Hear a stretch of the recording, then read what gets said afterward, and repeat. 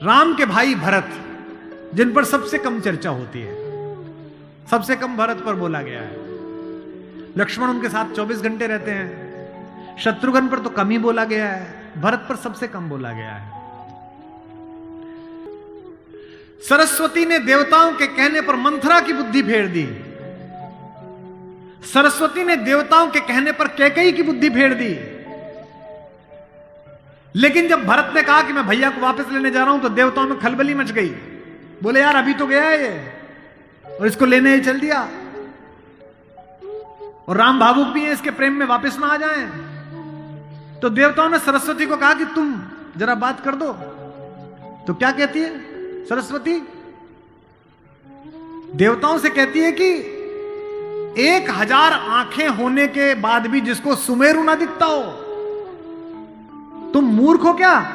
Moso कहत भरत मति फेरी, मुझसे कहते हो भरत की मति फेर दूं? दुनिया में किसी की भी बुद्धि भ्रष्ट कर सकती हूं, भरत की बुद्धि भ्रष्ट नहीं होती मेरे करने से।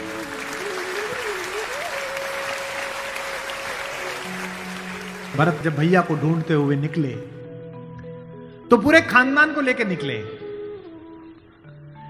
भरत ने कहा किसी की तो मान लेंगे, कौशल्या की मान लेंगे, ससुर को भी लेकर गए। जब पहली रात भरत वहीं रुके जहां राम रुके थे, भरद्वाज के आश्रम में। सुबह चलते समय भरत संकोच में थे, तो भरद्वाज ने कहा कि राजन, क्योंकि राजा हो चुके थे, आपके चेहरे पर संकोच है। तो भरत ने डरते हुए कहा कि महर्षि मैं डरा हुआ हूं, मेरी मां ने इतनी बदतमीजी की बात कर दी, मैं बाहर था।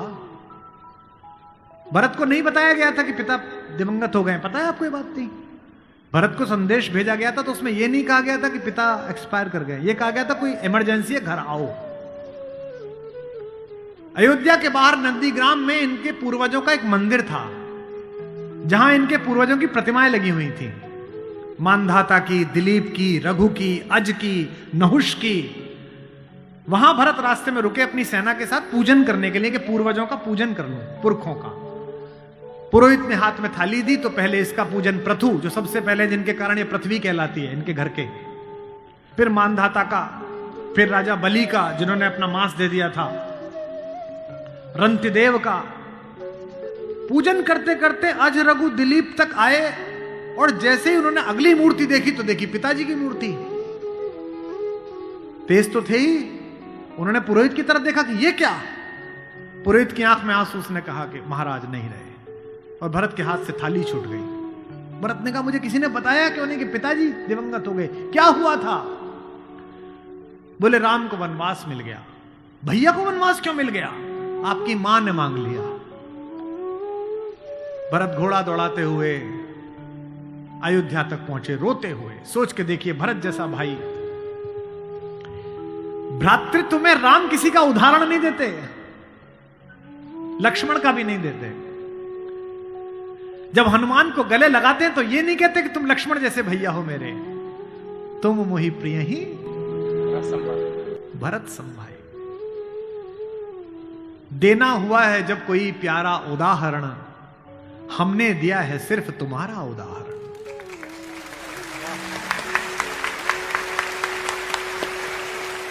तो भरद्वाज से भरत ने पूछा कि भैया मुझे माफ तो कर देंगे ना? मैंने इतनी बड़ी गलती की, एक ऐसी गलती जो भरत ने की नहीं, उसके पश्चाताप में है भरत। मां ने इतनी गलती की, मुझे माफ तो कर देंगे? भरद्वाज ने कहा हे राजन, मुझे पता नहीं कि तुम्हारे बड़े भाई तुम्हें कितना प्रेम करते हैं या नहीं, लेकिन जब वो यहां से जा रहे थे और सुबह के समय उन्होंने गंगा पार करने के लिए पुरोहित को बुलाकर स्वस्ति वाचन का मंत्र किया, तो बड़े खुश थे, प्रसन्न थे कि मैं वनवास पे जा रहा हूं, चेहरे पे मुस्कुराहट थी। लेकिन पुरोहित ने हाथ में जल दिया, और जैसे ही पुरोहित के मंत्रों के बीच में निकला कि जम्बूद्वीपे भरत खंडे, और जैसे ही भरत सुना, राम के हाथ से जल गिर गया और वो जमीन पर गिर पड़े और हाय भरत चिल्लाने लगे। इतना प्रेम तुम्हें राम करते हैं।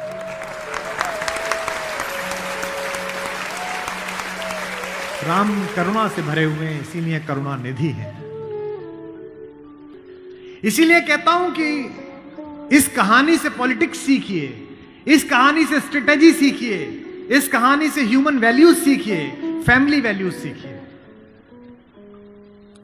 और जो राजनीति में लोग काम करते हैं उनसे भी अनुरोध है कि सदा जनता की भावनाएं ही सत्य नहीं होती। इस देश का पहला लोकतंत्र का मानक गढ़ा राम ने, जिसने कहा कि जनता ही सदैव सत्य नहीं है, नीति सत्य है। मैं इसको सिद्ध करके बताऊंगा अब आपको। जब राम जंगल गए तो सब दुखी थे, सब परेशान थे, हर आदमी उन्हें लौटाना चाहता था। अगर राम उसी दिन लौट आते तो सब खुश हो जाते, लेकिन राम ने जनमत का सम्मान नहीं किया, नीति का सम्मान किया।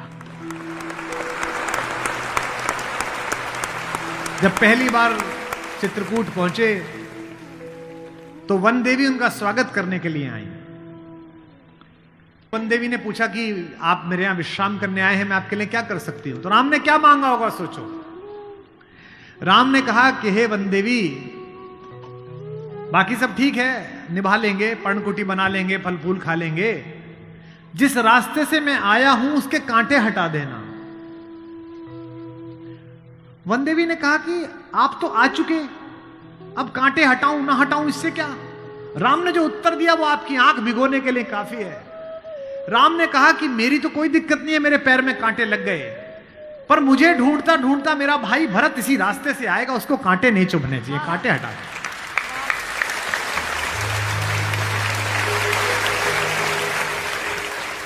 तो वन देवी को जिज्ञासा हुई। वन देवी ने कहा कि यथाज्ञा पयति महाराज, हे महाराज आपने जो आज्ञा दी मैं कर दूंगी। एक छोटी सी मेरी जिज्ञासा है, क्या अयोध्या का राजा, अयोध्या की चतुरंगिणी सेनाओं का सेनापति, दशरथ का पुत्र, राम का छोटा भाई भरत इतना नाजुक है कि रास्ते में चलेगा तो उसके कांटे चुभ जाएंगे? राम ने कहा नहीं, वो तो वज्र के समान है, उसकी छाती से टूटकर तो इंद्र का वज्र टूट जाता है, ये कांटे उसे परेशान नहीं करेंगे। वन देवी ने कहा फिर क्यों हटा दूं? बोले परेशानी यह है कि जब उस रास्ते पर आएगा अगर एक कांटा भी चुभा तो उसका दिल यह सोचकर टूट जाएगा कि मेरे कारण मेरे भैया को इन कांटों को झेलना पड़ा है।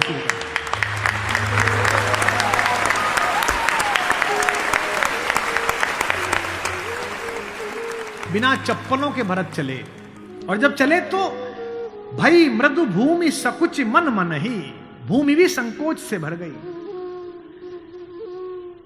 कोमल चरण चलत बिनु पनहि, कोमल चरण चलत बिनु पनहि, भई मृदु भूमि सुकुचि मन मनि। इसका मतलब यह है कि भगवान स्वयं कष्ट सह सकते हैं, पर जो उन्हें प्रेम करता है वो कष्ट सहे ये उन्हें स्वीकार नहीं है।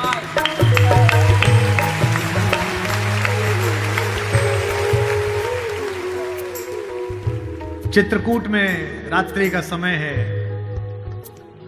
चांदनी खिली हुई है, चंद्रमा निकला हुआ है। ये वो पल था जहां से राम की कहानी पलट सकती थी। अगर दशरथ के अंधेरे कक्ष का एक निर्णय राम को इस जंगल तक लाया है मित्रों, तो आज इस पूर्णमासी के चांद के नीचे का राम का एक निर्णय राम को वापस अयोध्या ले जा सकता है या लंका ले जा सकता है। ये वो रात थी। मुझसे कोई पूछता है कि राम कथा की सबसे महत्वपूर्ण रात्रि कौन सी है, जिस दिन लक्ष्मण को मूर्छा आई वो भी महत्वपूर्ण नहीं थी, क्योंकि पता था कि बच जाएंगे। जिस दिन सीता का अपहरण हुआ वो रात्रि भी महत्वपूर्ण नहीं थी। यही रात महत्वपूर्ण थी, यही रात अंतिम, यही रात भारी, जिसमें भरत, शत्रुघ्न, तीनों माताएं, गुरु वशिष्ठ, ससुर साहब, सास, सब आए हैं कि बस राम लौट चलो। तदनंतर बैठी सभा उटज के आगे, नीले वितान के तले दीप बहु जागे। टकटकी लगाए नयन सुरों के थे वे, सब देख रहे थे।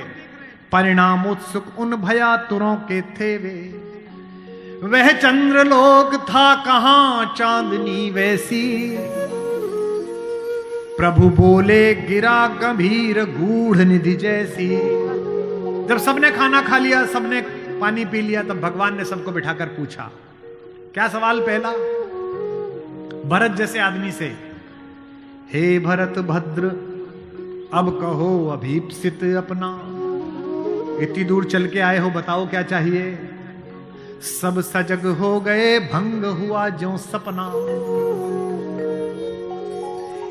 एक बात पूछी कि बेटा बताओ क्यों आए हो, तो क्या बोले भरत? हे आर्य रहा क्या भरत अभीप्सित अब भी। आप मुझसे पूछते हो कि मुझे क्या चाहिए? मुझे तो सब मिल गया भैया। इसी दिन के लिए तो मेरा जन्म हुआ था, पिताजी मर गए मेरे कारण, आप जंगल में बैठे हो मेरे कारण, सोने के आभूषण पहनने वाली मेरी भाभी एक वलकल पहने हुए मेरे कारण, जिसके सर पर अयोध्या का राजमुकुट होना चाहिए था उसके सिर पर जटाजूट है मेरे कारण। हे आर्य रहा क्या भरत अभीप्सित अब भी। मिल गया अकंटक राज्य उसे जब तब भी। पाया तुमने तरुतले अरण्य बसेरा, रह गया अभीप्सित शेष तदपि क्या मेरा। और मैं इसलिए भरत पर फिदा हूं कि भरत इतिहास का अकेला पात्र है जिसकी गलती नहीं है फिर भी प्रायश्चित कर रहा है।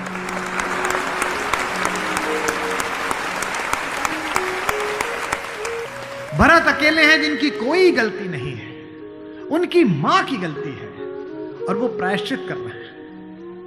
यहीं से राम का लोकतंत्र प्रारंभ होता है। कैसे? पूरी अयोध्या सोचती है कि कैकेयी अपराधिन है।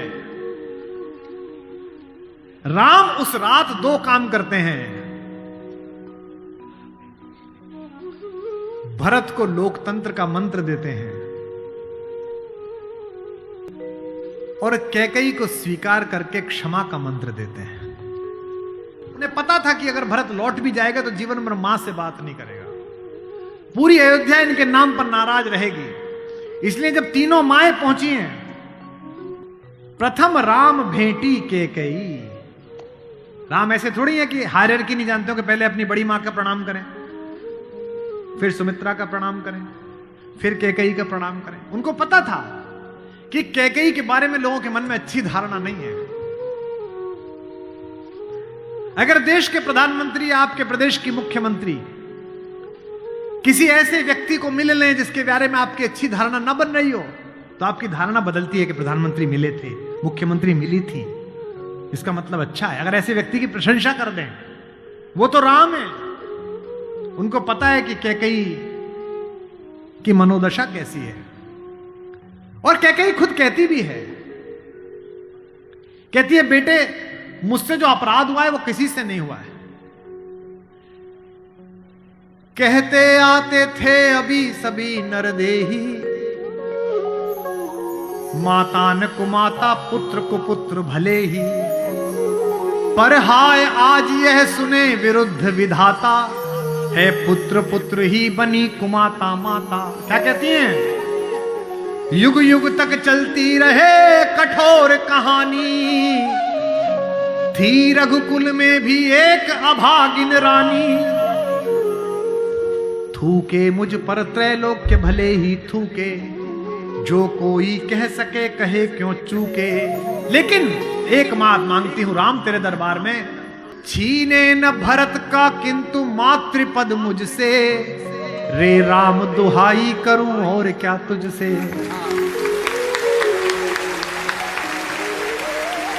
सोचिए कैसा क्षण है, अपने ही बेटे को मांग रही है राम से।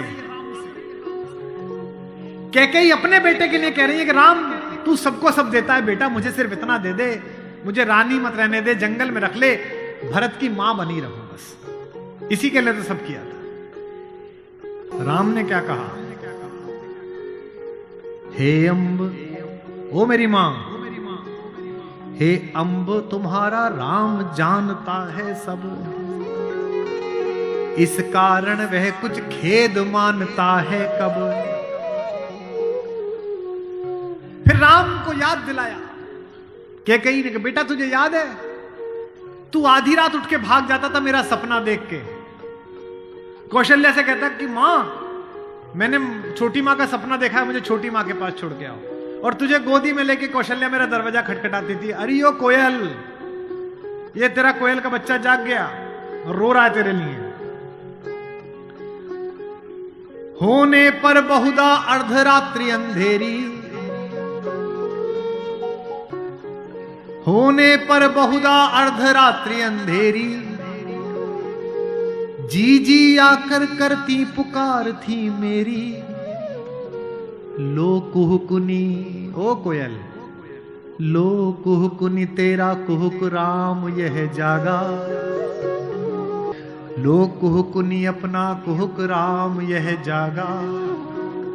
निज मंझली मां का स्वप्न देख उठ भागा। होने पर बहुधा अर्धरात्रि अंधेरी,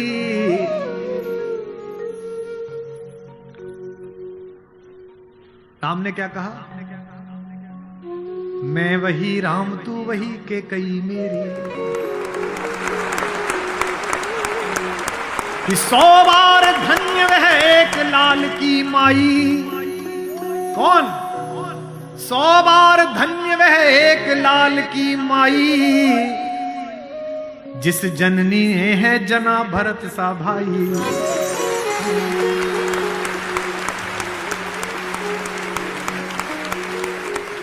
पागल सी प्रभु के साथ सभा चिल्लाई। 100 बार धन्य वह एक लाल की माई। 100 बार धन्य वह एक लाल की माई। 100 बार धन्य। कौशल्या से लेकर जनक तक सबका बहुमत राम को लौटाने का था, लेकिन राम नीति के साथ रहे, जनमत की उपेक्षा नहीं है। भरत जैसा भाई पाना, लक्ष्मण जैसा भाई पाना, कैसे कैसे चरित्र है भाई। एक भरत की पत्नी है मांडवी, उनका जिक्र नहीं होता। एक हमारी मां और है उर्मिला, उसका जिक्र नहीं होता। उर्मिला का कलेजा देखिए, मांडवी का कलेजा देखिए। जिस दिन लौटने के बाद भरत ने राज्य संभाल लिया, भाई की पादुकाएं रखकर सिंहासन पर, कौशल्या जाग रही थी। उन्होंने देखा कि ऊपर कोई घूम रहा है, कोई छाया घूम रही है महल में अंतःपुर में। तो वो ऊपर गई तो देखा मांडवी घूम रही थी, भरत की पत्नी। तो कौशल्या ने पूछा कि बेटा तू सोई नहीं? उसने कहा हां मां मैं अभी जाग रही हूं। भरत सो गया होगा बेटा, तो उसके कक्ष में चली जा। तो कौशल्या से मांडवी ने कहा कि मां वो तो है ही नहीं यहां, कहां गया? बोले उन्होंने कहा कि भैया जब तक जमीन पे सोएंगे, भैया जब तक जंगल में रहेंगे, मैं महल में नहीं रहूंगा। वो अयोध्या के बाहर जो नंदीग्राम दिखता है ना वहां दूर, वहां उन्होंने कुटिया बना ली है, प्राइम मिनिस्टर ऑफिस वहीं बना लिया, वहीं फाइल मंगाते हैं। तुझे नहीं ले गया? संकोच में पड़ी हुई मांडवी ने कहा मां मैंने तो कहा था आप जंगल में अकेले कैसे रहेंगे कुटिया में, मैं सेवा कर दूंगी, ले चलो। उन्होंने कहा नहीं, भाभी राम भैया के साथ चली गई हैं, तीनों माओं को देखने के लिए कोई नहीं है, तुम यहीं रहो, उनकी जिम्मेदारी हम पर है। कौशल्या ने कहा कि बेटा सो जा। बोले मां वो उनकी कुटिया दिख रही है, उसमें अभी दीपक जला हुआ है, यानी कि वो अभी काम कर रहे हैं। एक बार वो दीपक मंगल हो जाए, अंधकार हो जाए तो मैं भी जाकर सो जाऊंगी, ऐसी मांगी।